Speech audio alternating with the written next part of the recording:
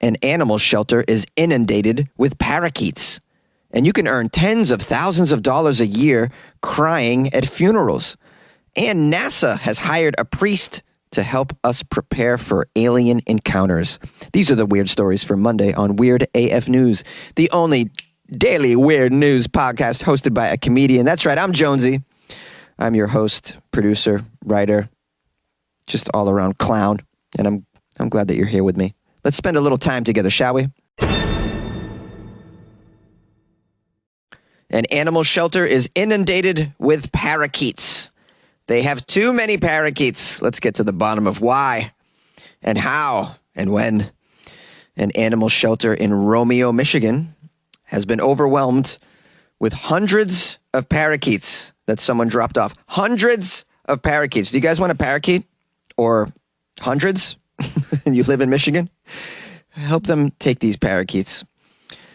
They're called the Detroit Animal Welfare Group in Romeo. They posted on Facebook an announcement that these small, colorful parakeets were dropped off on Thursday night. Here's a quote from the post. "We are in shock here at the shelter also, but we could not turn these parakeets away. They were all crammed into 7 cages and smothering each other, and they needed immediate help." The director of the animal welfare group, Kelly, told the media that the son of an animal hoarder called their shelter to say that he was coming to drop off 60 to 80 parakeets from his father's house. I don't know what an animal hoarder is. I can imagine. I know a lot of people that have too many cats, but I would say there's probably a threshold before you're considered, quote, animal hoarder. I would say it's 50 animals. Would you agree? Let's cut it off at 50. Anything over 50, you're an animal hoarder. I don't know how anyone can afford to have all these animals. It's very expensive to be an animal hoarder, wouldn't you say? Man, just feeding 2 dogs is too much. That'll take you under. What's it cost to feed 2 dogs and then veterinary bills? Veterinary bills? Did I say that right? Veterinarian bills? Veteran bills? Okay, Jonesy, you're okay. I'm hungover. Sorry. Anyways, this guy showed up to the shelter to see Kelly, and who he told he was going to surrender 60 to 80 parakeets to, but instead showed up with 497 parakeets inside his truck. 497. I don't even know. How do you have space for this? Like, how do you even get a hold of 497 parakeets? Sounds like a big-time problem. Here's a quote from Kelly. "Well, the son said that he just wanted to breed a few of these parakeets, and then, they got out of control." Oh, yeah, I'd say they got out of control. I just wanted to breed a few. 500 all of a sudden.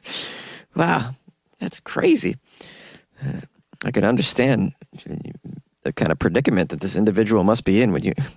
Maybe you're hoping to get 40, 50 birds, maybe 100 tops. Nope, 500 birds. Oh, we have a problem.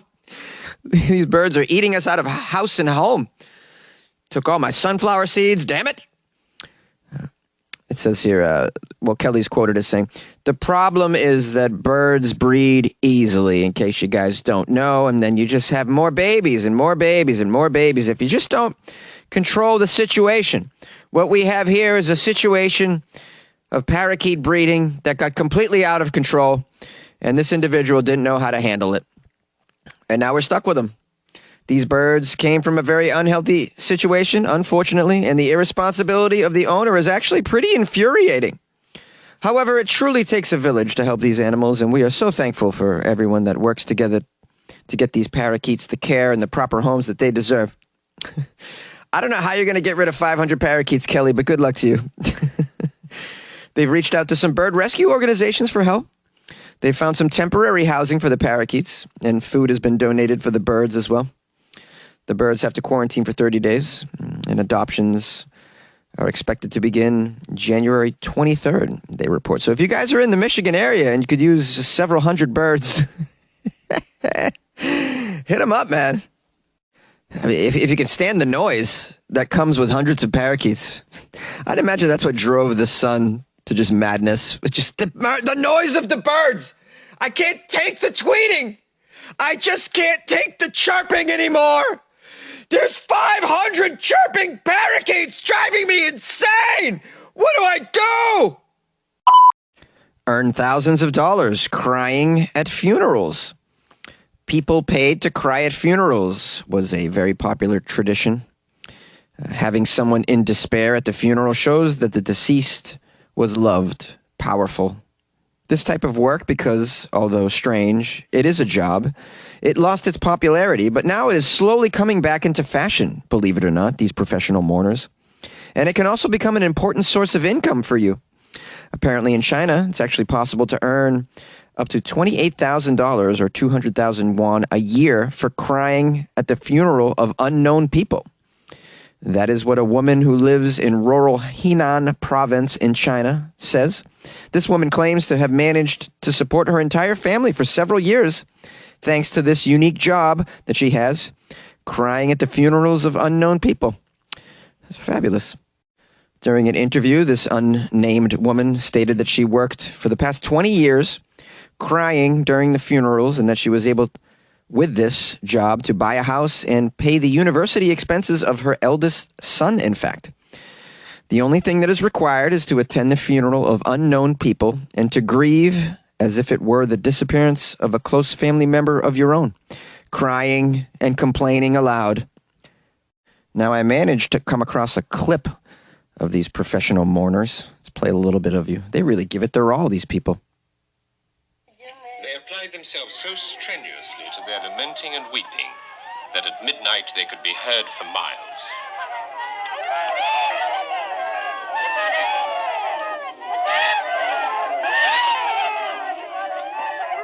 I mean, they just really dive right into it. Now, these aren't little sobs and little whimpers by any means. These professional criers are actually wailing as though they just lost their children. This is what you get with a pro. They really take it to a whole new level. I don't know how they don't lose their voice. I mean, you do that for 8 hours a day or whatever long? That just seems crazy to me. The origin of this tradition, by the way, comes from ancient Egypt, where it was believed that the crying of people at funerals was able to purify the soul of the deceased from sins committed in life, thus facilitating their arrival in the afterlife. Well, I've committed a lot of sins, so maybe I should have a whole squadron, I'd like to say, squadron of professional criers at my funeral. Just to ensure that I get into heaven, I want my soul to be purified. Give me some criers. I can't afford too many. Maybe like hire 3. That's probably what I can afford at my funeral.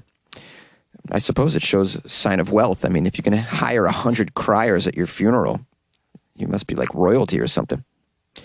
The lady in this story claims that she received about 40 euros for crying for only 30 minutes. She managed to earn more than 25,000 euros in just 1 year. So prepare the tears and go and earn your bread, everybody. Get out there hiring professional criers. Now, in order to determine whether or not you're of professional crying material, I suggest you call the show and give me a little cry so I can hear what you're bringing to the table. 646-450-2012. Yeah, just call up and I want to hear some crying. We'll see who's good. You want me to cry a little bit? Okay, I can do it. I can cry on cue. I got that kind of skill. All right, let me give you a little bit of what I got going on here. Oh no! Dios mío! Dios mío! Ay, Dios mío! See, I can cry in other languages too.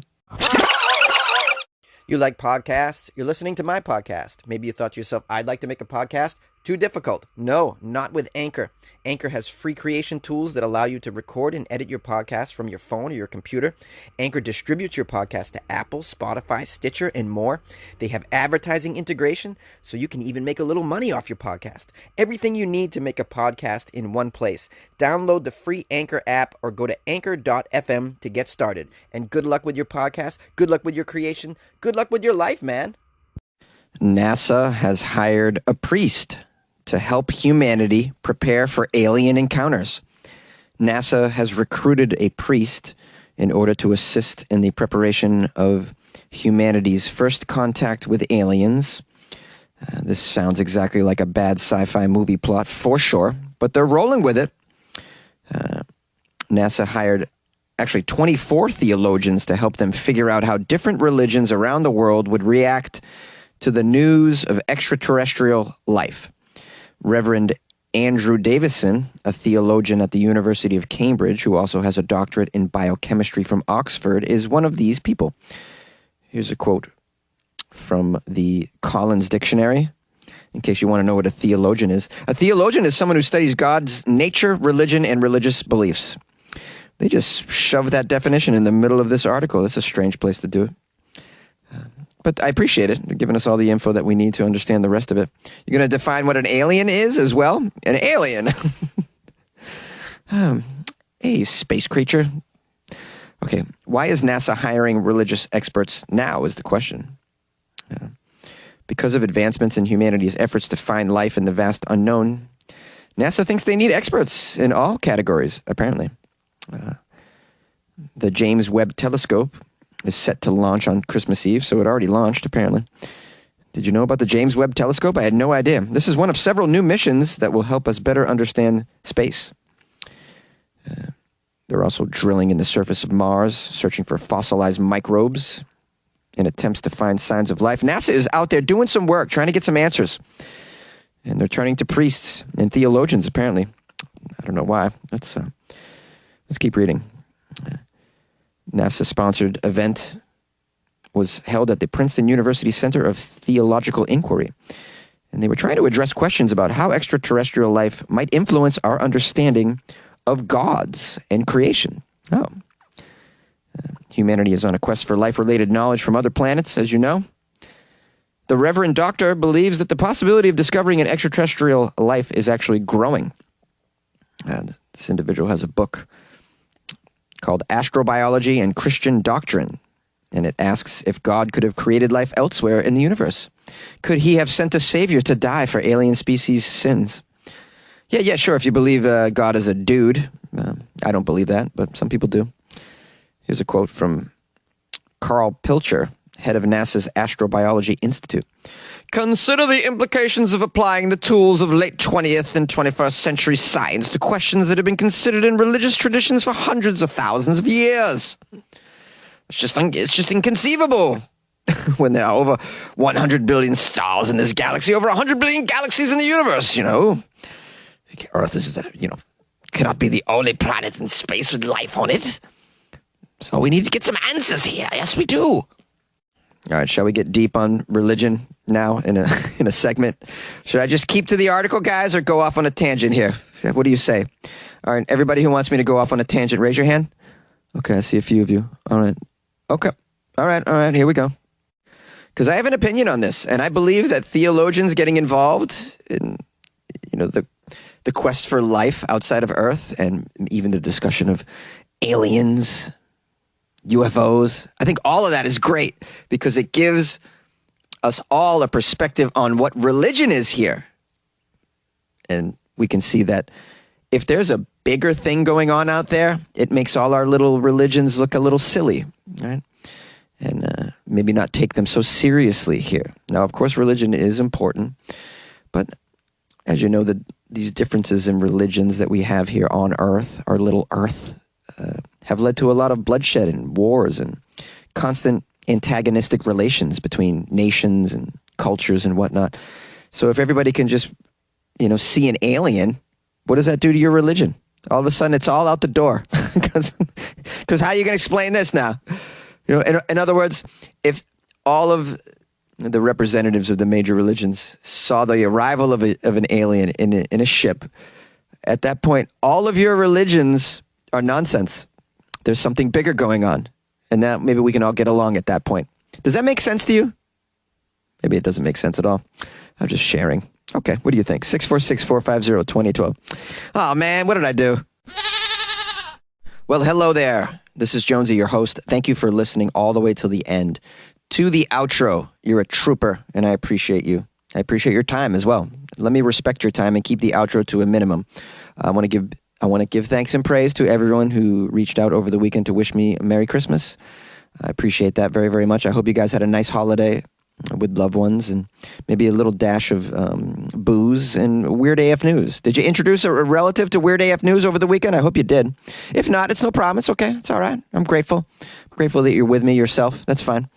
I had a wonderful time over the weekend. I spent Christmas Day at the Laugh Factory Comedy Club in Hollywood, California, and helped them give food out to the homeless and entertain the homeless. We passed out meals at noon, 2, and 4. And it was kind of raining that day, so it was lovely to get some people into the club, get them a warm meal on a rainy Christmas day, and then get on stage and sort of do our best to entertain them as well. I had a great time telling jokes and singing songs as well. I sang some songs with Mr. Craig Robinson. I don't know if you know who he is. I don't mean to be a name dropper, but, I sang some songs with Craig Robinson for the holidays to entertain the people that had come by for the meals. We had Tim Allen, the very famous Tim Allen of Tool Time, was there as well, handing out some turkey for a little while. He brought his whole family around. That was pretty cool as well. I had never got a chance to meet him before. So we had a nice afternoon, and a lot of comedians were there, and we were just, some of us are out here, and we're away from our homes, so it gives us something to do. It's nice to keep busy on a day like that when you're away from your family, so you don't think about that too much. So for me, it was very helpful in that, because Christmas can be pretty sad when I'm out here all alone. So that was good for me. I had a great time. It actually was one of the best Christmases I've had in years. I had a lovely time, wonderful time. A lot of fun. And I hope you did as well. If you would like to support Weird AF News for the new year, let's say, you're making a New Year's resolution for yourself. You're like, I'm going to support my favorite podcast or my fourth favorite podcast. I don't know. Probably you guys listen to more than one podcast, and I'm probably not, I'm not your favorite, but maybe I cracked the top 10, huh? Maybe I do.